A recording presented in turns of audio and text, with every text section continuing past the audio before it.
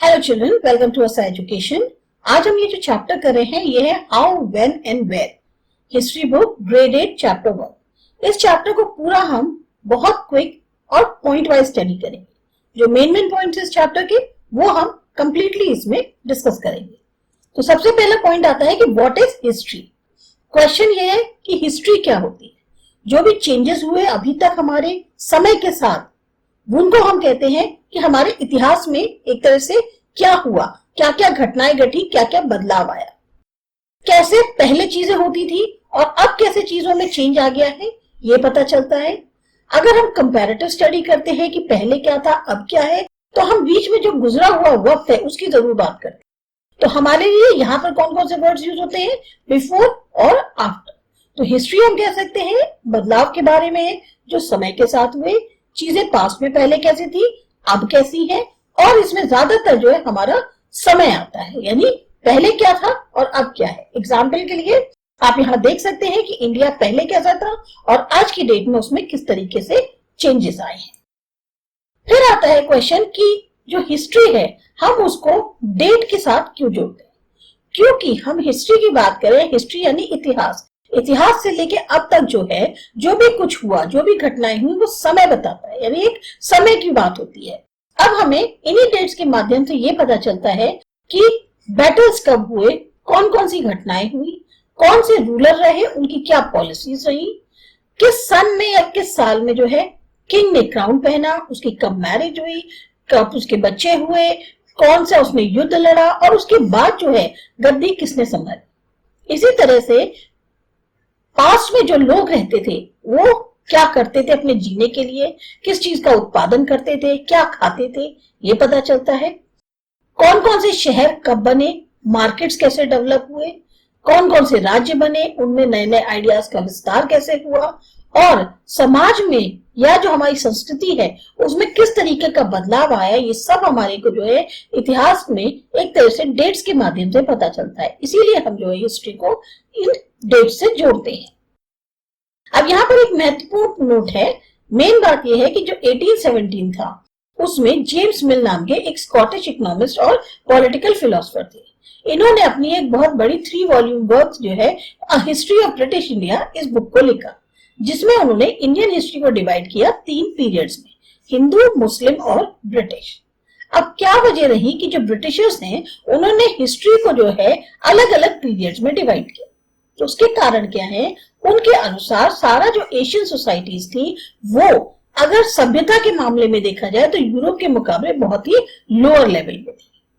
उनके साथ ऐसा सोचना था कि जब तक ब्रिटिशर्स इंडिया में नहीं आए थे तब तक जो हिंदू या मुस्लिम राजा थे वो कंट्रीज को रूल करते थे। इसी वजह से धार्मिक तौर पे बहुत ज्यादा एक तरह से इंटॉलरेंस थी, समाई नहीं थी, कास्ट को लेकर जो है बहुत ज्यादा निषेध थे, अंधविश्वास प्रैक्टिसेस बहुत ज्यादा करी होती थी, और यही वजह से जो है हमारी जो एक सामाजिक जिंदगी थी वो इन्हीं के अकॉर्डिंग चलती रहती थी। लेकिन ब्रिटिशर्स जो ने जब क्या कहते हैं रूल करना शुरू किया तो मिल को ऐसा लगा कि ये ब्रिटिशर्स ही हैं जो इंडिया को सभ्य बना सकते, और इसको करने के लिए बहुत जरूरी था कि जो यूरोपियन तौर तरीके हैं, कला है वहां के इंस्टीट्यूट्स हैं या जो लॉज है उन्हें इंडिया में लागू किया जाए या उनको लाया जाए। तो उनका ये सोचना था कि ब्रिटिशर्स जो है जो भी क्षेत्र हैं इंडिया में उन सब पे जो है एक तरह से अपना कब्जा कर लें, ताकि यहाँ के जो इंडियन लोग हैं उनका एक तरह से ज्ञानवर्धन हो सके और उनको जो है खुशियां मिल सके। क्योंकि उनके अनुसार ब्रिटिशर्स जो है वो ये सोचते थे कि इंडिया केपेबल नहीं है अपने आप में कि वो बिना ब्रिटिशर्स की मदद के अपने आप को प्रोग्रेस कर। जबकि हमारे जो इतिहासकार हैं उन्होंने इंडियन हिस्ट्री को किसमें डिवाइड किया है, एंशिएंट, मिडिवल और मॉडर्न में। अब इन्होंने भी डिवाइड कर दिया, लेकिन इससे भी समस्याएं कुछ जुड़ी हुई है। क्या है कि जो हम कहते हैं हमारा एंशिएंट जो है वो पीरियड है जिसमें हमने सारी चीजें वेस्ट से उधार ली, जबकि जो मॉडर्न पीरियड होता है उसमें हम उसको किससे जोड़ते हैं, जो भी हमारे मॉडर्निटी के फोर्सेस होते हैं उनमें जो क्या कहते हैं जो ग्रोथ होती है, जैसे साइंस हो गई, रीजन है, डेमोक्रेसी है, लिबर्टी है, इक्वालिटी है, इन सब से हम जो है जोड़ते हैं अपनी ग्रोथ को, और इसको हम कहते हैं हमारा मॉडर्न पीरियड है। जबकि मिडिवल जो है उन्होंने उसको ये टर्म माना कि एक ऐसा समाज जहां पर ये जो मॉडर्न सोसाइटी के जितने भी फीचर्स हैं ये एग्जिस्ट नहीं करते। जब ब्रिटिश शासन था तो लोगों में ना तो समानता थी, ना उनको छूट थी, ना आजादी थी। तो एक तरह से ये जो पीरियड रहा, ना तो इसमें कोई आर्थिक तौर पे तरक्की हुई और ना ही कोई ग्रोथ हुई, प्रोग्रेस हुई। तो हिस्टोरियंस कहते हैं कि हम इस पीरियड को ज्यादा बेहतर है कॉलोनियल पीरियड नाम दें। तो कॉलोनियल का मतलब क्या हुआ अगर हम कॉलोनियल पीरियड कह रहे हैं? कॉलोनियल का मतलब हुआ कि जिस तरह से ब्रिटिशर्स जो हैं उन्होंने हमारी कंट्री पर कब्जा किया, अपना रूल स्टैब्लिश किया और जो वहां के लोकल नवाब और राजा थे उनका एक तरह से दमन करना शुरू कर दिया। सब्जुगेटिंग मतलब होता है दमन करना, अपने अधीन करना। या दूसरा रीजन दे सकते हैं कि कैसे उन्होंने कंट्री जो इकोनॉमी थी कंट्री की उस पर अपना कंट्रोल जमा लिया, समाज पर कंट्रोल जमा लिया। जो भी इनकम होती थी उसका वो इस्तेमाल किस लिए करते थे? अपने खर्चों को पूरा करने के लिए। वो चीजें खरीदते थे जिनको वो चाहते थे कि वो कम दामों पर लें, यानी कि ज्यादातर चीजें जो इंडिया की बनी होती थी वो कम दामों पे खरीदते थे। क्रॉप्स की प्रोडक्शन उनकी कराते थे जो उनके यहाँ कंट्री में जरूरत होती थी ताकि वो उसको एक्सपोर्ट कर सके। तो ये जो चेंजेस ब्रिटिश रूल लाए, इससे क्या हुआ? हमारी वैल्यूज, टेस्ट, कस्टम और प्रैक्टिसेस सब में बहुत ज्यादा बदलाव आया। इसीलिए हम इसको कहते हैं कॉलोनियल। तो कॉलोनाइजेशन की हम डेफिनेशन अगर कहें तो क्या हुआ? एक कंट्री का दूसरी कंट्री के द्वारा दमन करना। और इसकी वजह से जिस तरीके के पॉलिटिकल, इकोनॉमिक, सोशल और कल्चरल चेंजेस हुए उसको हम कहते हैं कॉलोनाइजेशन। कौन कौन से ऐसे सोर्सेज हैं जो हिस्टोरियंस ने यूज किए जो 250 साल का इतिहास है इंडियंस का उसको लिखने के लिए? अब मेन सोर्सेज में हमें क्या मिले हैं? ऑफिशियल रिकॉर्ड्स जो ब्रिटिश शासन में रहे, उसी से तो पता चलता है कि हमारे क्या कहते हैं क्या इतिहास रहा। क्योंकि जो ब्रिटिशर्स थे उनका यह मानना था चाहे कोई भी इंस्ट्रक्शन हो, प्लान हो, पॉलिसी का डिसीजन हो, एग्रीमेंट हो, इन्वेस्टिगेशन हो, सब चीज जो है वो लिखित में होनी चाहिए। इसीलिए उन्होंने सारे एडमिनिस्ट्रेटिव इंस्टीट्यूशंस में क्या बनवा दिए थे? Record rooms. चाहे वो विलेज तहसीलदार का ऑफिस हो, कलेक्ट्रेट हो, कमिश्नर का ऑफिस हो, प्रोविंशियल सेक्रेटरीट हो, लॉ कोर्ट हो, हर सब के अपने जो है रिकॉर्ड रूम्स होते थे।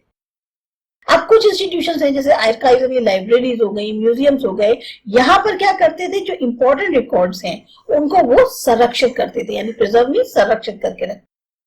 इसके अलावा जो सोर्सेज यूज किए गए वो लेटर्स, मेमोज हैं, नोट्स हैं, रिपोर्ट्स हैं, हैंड रिटन और प्रिंटेड डॉक्यूमेंट्स हैं।